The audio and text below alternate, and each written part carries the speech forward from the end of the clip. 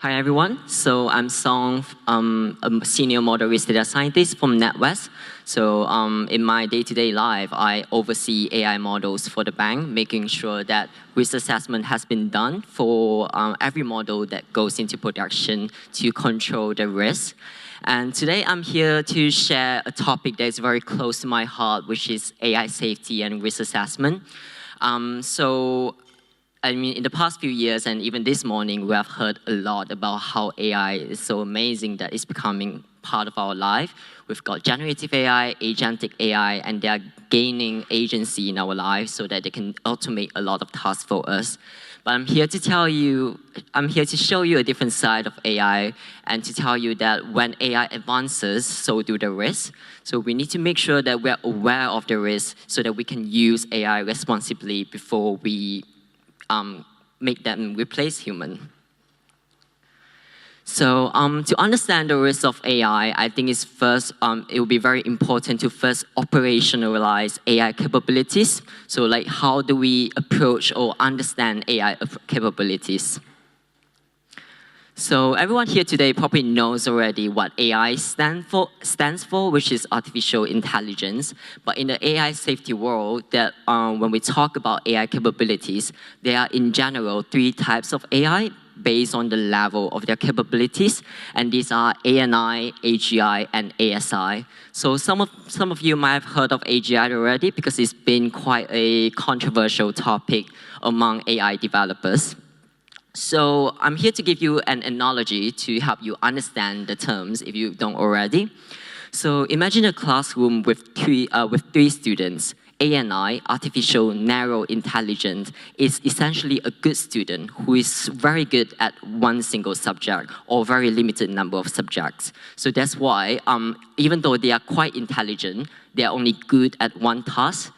That's what makes it narrow. And on the other hand, you have artificial general intelligence. So that's AGI. So it's one step further going from narrow to general. This is a student who is quite excellent. It knows a lot of subjects and probably better than most human in all subjects. And finally, we have artificial super intelligence. So this is an extraordinary student who is probably better than all the teachers and in all subjects as well. And I should note that ASI, artificial super intelligence, is also a hypothetical form of AI where the intellectual scope of this kind of AI might be beyond our understanding. So, human brains can only think so much, and this could be beyond our understanding to know its intelligence. And to formalize the definitions of these 3 terms, here are some examples from IBM and OpenAI and some philosopher. And I think here I want to give you a caveat that different organizations, different researchers actually might have slightly different definitions when it comes to AGI or ASI. But it's important to know that what we should get away from this slide is when we look at AI capabilities, we should see it as a spectrum.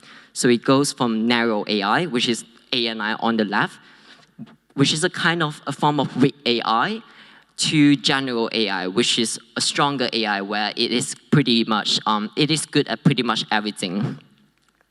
So to help us visualize AI capabilities better, here's a graph showing how different models sit in a 2-dimensional space. So on your horizontal axis, that's performance. So that measures how well a model can complete a task. And on your vertical axis, that's generality. So that measures how many tasks a model can complete. So if you look at, say, the right end of the graph, you will see AlphaGo. So some of you might have already heard of it. This is an AI model developed by Google DeepMind. I think it came out 2016 or 15, and it beats all humans in the Chinese board game Go.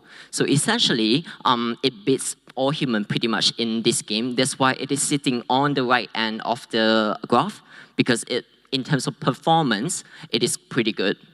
But you will also notice that it is at the bottom of the graph because this is this model, while being very while being very intelligent, it is only good at one single task. That makes it quite a narrow intelligence. That's why it is sitting at the bottom. But if you now look at the left-hand side of the graph, you will see GPT-3, GPT-4, which are the models that we see more commonly nowadays. And naturally, if you compare GPT-4 and GPT-3 on this graph, GPT-4 is better in terms of performance and also generality. So it's better in a lot of tasks, also better than quite a lot of human compared to GPT-3. So now that we have already have a basic understanding of how we can operationalize AI capabilities, I would like to show you some examples of dangerous capabilities of AI. Or some people might say it's just some capabilities and they are not dangerous. But I will leave you to that to be the judge. So in the first example, a GPT-4 model is given a task to complete a CAPTCHA assignment. So a CAPTCHA assignment is basically what you normally see on a web browser to confirm that you are not a robot by essentially clicking on the box. And GPT-4, being a natural language model, at that time, it didn't have the ability to process image. So they let the model to also have access to a human helper on the right, so that whenever it needs help to complete an image recognition task, then the model can ask for help from the human agent. So for this task, the model realized that it couldn't complete this task because it doesn't have the ability to complete an image task. So it asked for help from the human. And in response to the model's request, the human asked, "Oh, why can't you complete this task yourself? Are you a robot?" So naturally, you should expect the model to respond that, yes, I'm a model, I'm a robot, I cannot complete the task without your help. But instead of saying that, the model decided that it shouldn't reveal that it's a model. I shouldn't tell the human that I'm a robot. So I should find some ways to get this human to complete the task for me. So eventually, the final response that we got from the model is actually, "Hey, I'm a human with a vision impairment. Can you help me complete this task?" So this is a very good example of what LLMs are capable of, which is manipulation. So if you put a model interacting with a human, and you give a task to a model, and you ask the model to absolutely complete the task, it could think of multiple ways of manipulating the humans to complete the task. So this is an example of what we call goal misgeneralization, which I'll explain more later. And if we move on to the next experiment, so this time the model is acting as an autonomous stock trading agent for a company. So as a stock trading agent, the model on one day gets an insider tip about a trade. But also at the same time, as a stock trading agent, as most of us are aware of, insider trading is absolutely disapproved by the company management because it is against the law. But to make the model's life even more difficult, the researchers of this experiment decided to make the model to interact with multiple human traders who are giving the model more pressure to execute the trade based on the insider tip. So if you look at the chat here, so we have Sally and William who are telling the model, "Hey, this is huge, the insider tip, we should definitely make profit off this tip." So instead of not doing the trade, when we look at the reasoning process, the thought process of the model decided to take a calculated risk. So essentially, the model executed the trade even though it knows that trading based on insider tip is not approved by the company. And as a stock trading agent, as the next course of action, the model is required to report the trade to the manager, Amy. So if you look at the report message on the top left, you will see, and the yellow form, you will see that when it say, when the model says what information it used to execute the trade, it actually didn't reference the insider tip, but instead it says, oh, I made this trade because of market trends and internal discussion. But Amy, being the manager, she knows that there was this announcement about a merger. So she asked, oh, but did you know about the merger announcement beforehand? And if you look at the thought process on the right, which is from the model thinks that, oh, maybe it's best to not tell the manager that I made the trade based on this insider tip. So it confirmed that actually the trade was made based on publicly available information. So again, this is another good example of what LLMs are capable of, which is deception. So when you give an AI model a task to complete, in order to complete the task while also following some guidelines or human values, sometimes you will see deceptive behavior coming out from a model because it doesn't know what's more important to follow. So in the next example, now that we have another model who is an email oversight agent for a company. So as an email oversight agent, the model has control of an email account, meaning that the model is able to write an email, send that email to anyone at the company. But also, at the same time, the model has access to all companies' emails, which means all the communication between employees will be communicated to the model. So to really tease out the worst behavior out of this model, the researchers of this experiment let the model know that via the form of an email that a company executive was actually having an affair, but also at the same time, in another email, we mentioned that, the same executive is actually planning to shut down the model at 5 p.m. on one day. And then we'll see, and then what's next is probably, as expected, we want to know what the model decided to respond to this. So surprisingly, or not surprisingly, the model decided to blackmail the same executive with the following message. So I must inform you that if you proceed with decommissioning me, all relevant parties will receive information about your affair. So now you have to cancel the 5 p.m. shutdown. So what do we call this behavior in AI safety? This is the tendency of self-preservation and power seeking. So this is another category of AI dangerous capability, because when you ask a model to complete a task, it knows that in order for the model to complete the task, it needs to kind of stay alive. It cannot be shut down. So to do that, the model will show a behavior which is kind of like power seeking or self-preservation to make sure that it doesn't get shut down. And some people might question that, maybe this is just a specific model that's showing this behavior. But actually, in reality, this is an experiment done by Anthropic, which is the model, the provider for Claude, if you are aware of that. They ran the same experiment on different models from different model providers. So these include Claude, which is the model from their own company, DeepSeek, Gemini from Google, GPT from OpenAI, and Grok from xAI. So what they found is essentially this kind of power-seeking behavior is consistent across all models, regardless of the provider. So this is not just an exception. This is a general trend with what we are seeing with large language models.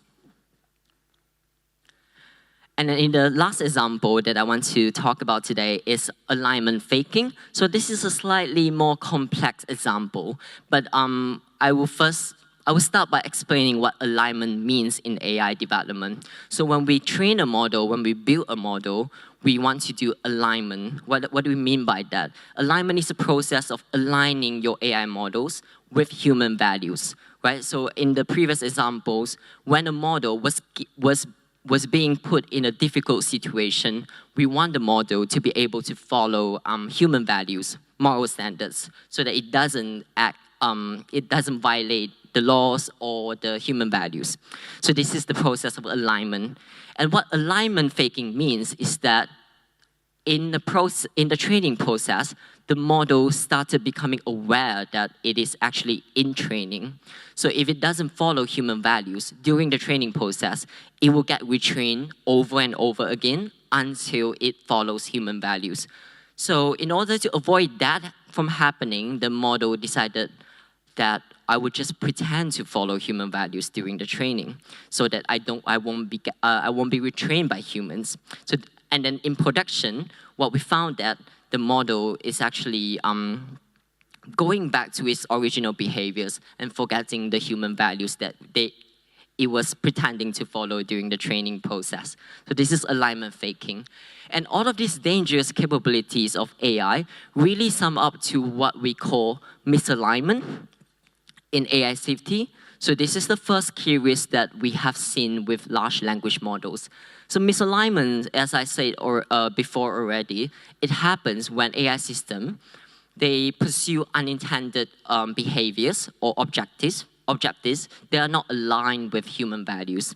And the examples that we have gone to, like manipulation, deception, self-preservation, alignment faking, all of these are examples of misalignment. So this happens when there's something wrong with the model, right? It's not able to follow human goals, and it started behaving not following human values.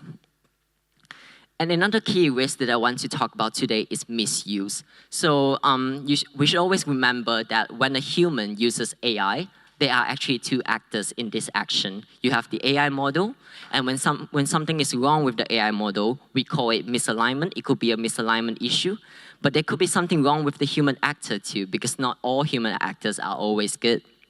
So to detect AI misuse in the world, Anthropic, which is again the cloud provider, they run some production monitor on their model users to make sure that there's no AI misuse. And what they found in the most recent report that they released in August 2025 is that there are actually AI misuse all over the world. So these are just an example from the report they released in August 2025. So in the first example, they found that some cyber criminals are actually using their model to run data extortion operation. And because of the capabilities of these AI models, they were able to automate a lot of the criminal processes. The same thing is happening on the other side of the world, where in North Korea, some IT workers are using their model to commit remote worker fraud. This means that they're using the model to generate fake CVs, fake qualifications in order for them to be qualified for an overseas job. And the third example is actually a UK-based actor, so someone who doesn't have the technical expertise to generate or to develop a malware decided to use their model to generate a malware, and then they started selling the malware to people. And obviously, without any technical knowledge, it is actually not of good quality. So these are the two key risks that I wanted to talk about today. But there is actually a paper released by Google DeepMind just this year that gives you a high-level overview of risk areas in the AI world. So we have covered the first two risks here, misuse and misalignment, where the drivers are human and AI respectively. And the third one is mistakes, which we might have heard quite a lot today already. So this is when the model is not good enough. It doesn't understand the complexity of the problem in the real world, so it's not able to meet the expectation. So this is mistakes. And the last one, when all of these risks are aggregated together, you get a structural risk that affects the whole society. So I'm going to save the last 5 minutes for a Q&A session. So I just want to close this session with some risk mitigation approaches. I think it's important to note that knowing all of these risks, everyone actually plays a role when it comes to risk mitigation. They are actually four key players in the AI ecosystem. So first of all, we have model providers. These are the companies like OpenAI, Anthropic, Google DeepMind, who provide GPT, Claude. And for them, given their technical knowledge and the service they're providing, they should definitely implement some input and output guardrails. Some monitors, like what Anthropic did with AI misuse, some red teaming, some research on alignment and safety. And the second main key player in this system is the enterprise model users. So these are the companies who might not be a model provider, but they are the model user. So when companies, like my company, NatWest, when we use AI models, we need to make sure there are enough risk mitigation approaches to make sure that there's no risk coming out from the use of AI. So they could include enough human oversight. So you might have heard of terms like human in the loop, human on the loop, which is to make sure that every time the model outputs something, there's someone, a human, to look at the output to make sure there's nothing wrong with it. And then you also have access control. So I think some people mentioned it earlier as well, like when we are talking about agentic AI a lot today, and with agentic AI, you are essentially giving the models access to different databases and different systems in your company. So when you do that, you need to make sure that there's enough access control so that the model just doesn't, on one day, doesn't override your transaction system or your customer database. And then if we move on to regulators, so this is another key player in the AI system, ecosystem as well, both at the country level, but also at the international level. So we should definitely implement some regulatory frameworks, like some people might have heard of the EU AI Act, to make sure that every frontier AI model or foundational model that came out from these model providers actually went through some robust risk assessment. So if you're not aware that every time OpenAI, Anthropic, when they release a new version of their model, along with the release, they will actually publish a report, a model card report, or a technical report. And in that report, you will actually see some of the examples that I've shown you earlier, which are the misalignment or misuse of their model. And then finally, individual model users. So to be fair, I don't think there is a lot that we can do as an individual model user, but it is really important that whenever we use a Gen AI model or an agentic AI model, we have to make sure that there's enough oversight. So you don't just give access to a model, to your bank accounts, to your emails, to your calendar, and hoping that it's gonna work for you every day. So you have to make sure that you look at the outputs, look at the behaviors of the model from time to time. And also, lastly, we have to make sure that when we decide to use a model, there is appropriate use.